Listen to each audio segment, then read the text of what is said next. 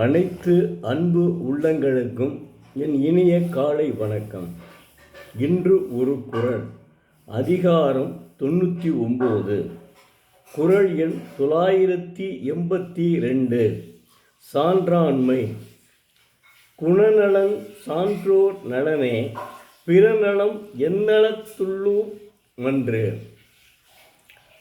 தெய்வப்புலவர் திருவள்ளுவர், சான்றோர் நலமாவது குணங்களானாகிய நலமே, அத்து ஒழிந்த உறுப்புகளாகிய நலம் ஒரு நலத்தினும் உள்ளதன்று என்கிறார்.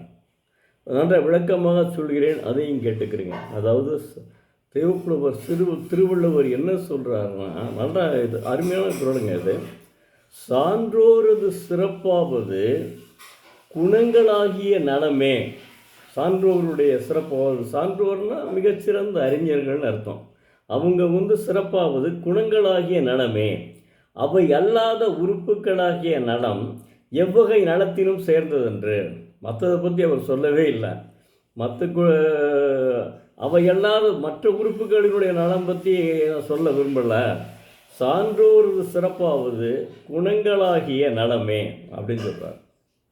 எவ்வளோ அற்புதமாக சொல்லியிருக்காரு பாருங்கள். அதனால் எல்லா குறளுமே அற்புதம் தாங்க. நீங்கள் ஃபுல்லாக படித்து பார்த்துருங்க. அடுத்து ஒரு குறளை பார்ப்போங்க.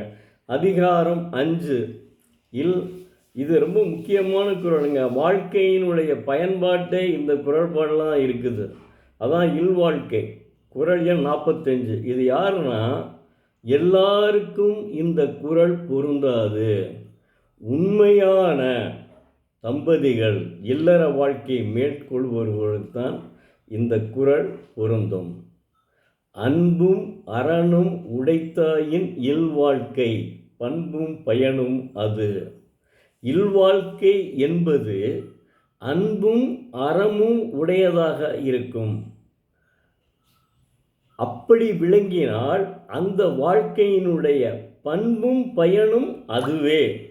அன்பும் அறனும் உடைத்தாயின் இல்வாழ்க்கை, பண்பும் பயனும் அதுவே சொல்கிறார். எப்படி இந்த குறளை நான் சிறுவனாக இருக்கையிலேயே அப்போ என்னென்னா வாழ்த்து மடல் கொடுப்பாங்க. அப்போ என்ன செய்வாங்கன்னா, இந்த குறளை தான் படிப்பாங்க. அதாவது அன்பும் மரணம் உடைத்தாயின் இல்வாழ்க்கை, பண்பும் பயனும் அது என்ற வள்ளுவரின் வாக்கிற்கிணங்க வள்ளுவரும் வாசங்கியும் போல் பல்லாண்டு வாழ்க வளமுடன் அதில் எழுதியிருப்பாங்க. அந்த ஏதாவது படத்தை போட்டிருப்பாங்க. சாமி படத்தை விரும்பும் சாமி படத்தை போடுவாங்க. வேறு மாதிரி இல்லற வாழ்க்கை கணவன் மனையும் போடுறோம். அந்த மாதிரி போட்டு இதுதான் நான் சின்னவனாக இருக்கையில் பூராமே இதுதான்.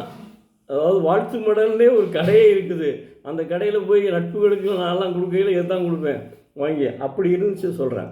அதாவது இதெல்லாம் மறக்க முடியாது. ஆனால் உண்மையான அன்பும் அறனும் உடையவராக இருக்க வேண்டும். உதாரணத்துக்கு நான் சொல்லுறேன். உதாரணத்திற்கு இது நீங்கள் பாட்டுக்கு அதை நினைக்கிறாதீங்க.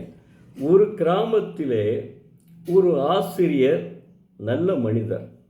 அவர் எப்போவுமே திருக்குறளையே படிக்கக்கூடிய அவர் ஏற்கனவே ஆசிரியர். அவர் திருக்குறளை சொல்லித்தான் ஆகணும். ஆனால் மற்ற நேரங்களில் எல்லா திருக்குறளையும் படிப்பார். அவர் என்னென்னா, அவருக்கு திருமணம் நடைபெறுது. அவங்க பெற்றோர்கள் திருமணம் நடத்தி வைக்கிறார்கள். அவர்கள் இருவருமே, அந்த பெண்ணும் சரி இவரும் சரி, அன்பும் அறமும் உடையவர்கள் 2 பேருமே. அதனால் அவங்க வாழ்க்கை பண்பும் பயனுமாக இருந்தது. அது மட்டும் இல்லை, அந்த ஊர் மக்களே அந்த ஊர் மக்கள், கிராமத்து மக்கள் சொல்கிறாங்க, இவங்க 2 பேருடைய வாழ்க்கையும் நம்முடைய அதாவது பாரதிதாசன் சொல்லியிருக்காருல்ல, என்ன நல்லதொரு குடும்பம் பல்கலைக்கழகம் என்கிறார். அந்த பாரதிதாசன் கூறிய நல்லதொரு குடும்பம் பல்கலைக்கழகம் என்றால் இவர்கள்தான் உதாரணம் அப்படின்னு சொல்கிறார். என்ன அருமையான இருக்குது. அதாவது உதாரணம் சொல்கிறேன் நான். இது அவங்க சொல்லலை, நானாக உதாரணம் சொல்கிறேன். அன்பும் அறனும் உடைத்தாயின் இல்வாழ்க்கை, பண்பும் பயனும் அது. இது முக்கியமான, வாழ்க்கையிலே முக்கியமான குறளுங்க. நம்ம எக்காரணத்தை கொண்டு நம்ம இல்வாழ்க்கையில் கணவனும் சரி மனைவியும் சரி அறிந்து வாழ வேண்டும். தவறான வழியில் ஒரு கணவனோ அல்லது மனைவியோ சென்றால் நிச்சயமாக அவர்கள் இறைவனால் தண்டிக்கப்படுவார்கள். அவங்க சொல்லலை, நான் சொல்கிறேன்.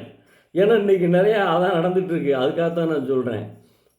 அதாவது நினச்சி பார்க்கவே முடியாது, அந்தளவுக்கு மோசமாக இருக்காங்க இப்போ. காரணம் என்னென்னா, அந்த மென்பொருள் வந்துருச்சு பார்த்தீங்களா? இந்த மென்பொருள் அமெரிக்காவுக்கு போகிறாங்க. அமெரிக்காவில் நான் அவருடைய இவரே படித்தேன், ராமகிருஷ்ணனுடைய பயண வாழ்க்கையை படித்தேன். அவர் ஜப்பானை பற்றி சொல்லியிருக்காரு. அப்புறம் வந்து என்னென்னா, மற்றவங்க அமெரிக்கா போனவங்க இவர் இன்னொருவருடைய கதை படித்தேன். அந்த அம்மா சிவசங்கரி. அந்த கதையிலேயே ஒரு கதை சொல்கிறாங்க.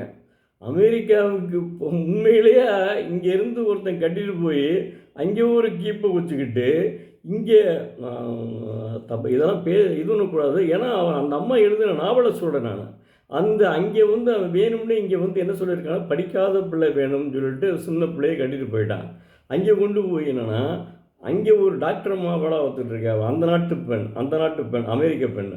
அவங்கள்ட்ட இருந்து அந்த நாட்டு பெண்ணிடம் இருந்து காசு, இவன் தான் அவன் கணவன் மாதிரி. அவன் கணவன் கிடையாது. அங்கே தான் என்ன யூஸ் அண்ட் த்ரோ மாதிரி தான். கணவன் மனைவின்றது யூஸ் அண்ட் த்ரோ. அதுக்கு தான் அமெரிக்காவில் பாராட்டுவாங்களாம். இந்தியாவை போல் மக்கள் எங்குமே கிடையாது. அன்புள்ளவர்கள், பண்புள்ளவர்கள், இப்படிப்பட்ட மக்கள் வந்து இந்தியாவில் தான் இருக்காங்க. ஆனால் அதுக்கு மாறாக இப்போ மென்பொருள் வந்ததுலேருந்து போச்சு. சாதாரண குடிமக்களே மோசமாக இருக்காங்க. நான் சொல்ல விரும்பலை, அப்படி இருக்காங்க. அதனால் வந்து நீங்கள் என்ன செய்யுங்கன்னா, நம்ம மாணவ செல்வங்கள் இப்போதிருந்து இப்படி திருக்குறளை படிச்சுட்டே வந்துடுங்க.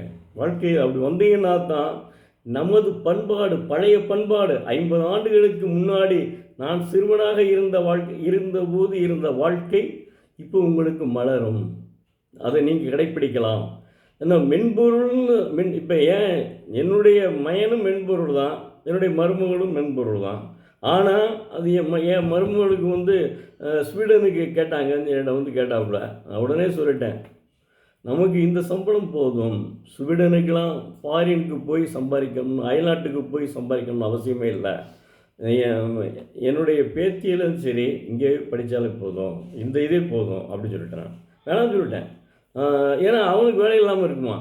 என்னுடைய பையனுக்கு அங்கே போனால் வேலை இருக்காது, என்னுடைய மருமகளுக்கு தான் வேலை கிடைக்கும். வேணாம் அப்படின்னு சொல்லிட்டேன்.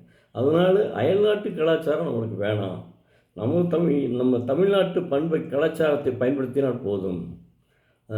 அப்படி தான் நான் சொல்கிறேன். அதனால தான் ட்ரம்ப் வந்து இப்போ என்னென்ன செஞ்சிட்ருக்கான் பார்த்தீங்களா? இன்னும் கொஞ்ச நாளைக்கு எல்லாத்தையும் வரவழைச்சிடும். இப்போ வந்து தங்கத்துக்கு ஈடாக, அதாவது ரொம்ப 45 கோடியா 45,000 கோடி தங்க திட்டமாக என்னமோன்னு உருவாகியிருக்கான். அது இருந்தால் தான் இங்கே இருக்க முடியும், இல்லைனா இங்கே வந்துட வேண்டியது தான் அப்படின்னு வரும். நம்ம நாட்டை விட்டு என்னங்க, நம்ம நாட்டை சம்பாதிப்போம், நம்ம நாட்டில் இது பண்ணுவோம். அதான் அன்பும் அறனும் உடைத்தாயின் இல்வாழ்க்கை பண்பும் பயனும். அது உண்மையான அன்பும் அறனும் உடையவர்களாக இருக்க வேண்டும். சில பேர் வேறு, அதை நான் சொல்ல விரும்பலை, முதலே சொல்லிட்டேன். அடிக்கடி சொன்னாலும் நல்லதில்லை. நாளை மீண்டும் பார்ப்போம். நன்றி, வணக்கம்.